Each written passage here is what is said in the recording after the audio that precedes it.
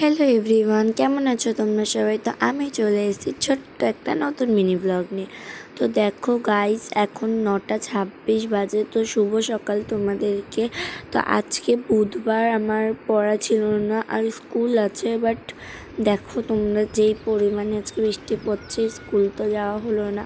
যাই হোক, ওয়েদারটা কিন্তু খুবই সুন্দর লাগছে দেখতে, তোমরা দেখতে পাচ্ছ। আর ঘুম থেকে উঠে এসে এত সুন্দর ওয়েদার দেখলে কারই বা নিচে যেতে ইচ্ছা করে বলো গাইস? কিন্তু যদিও বা নিচে তো যেতেই হবে আমাকে। যাই হোক, আমি নিচে চলে যাচ্ছি। Tata guys. তো দেখো, আমি নিচে এসে দাঁত মেজে চলে এসেছি। এখন ক্রিম মেখে লিপবাম টিপবাম মেখে চুলটা হালকা করে বেঁধে নিলাম।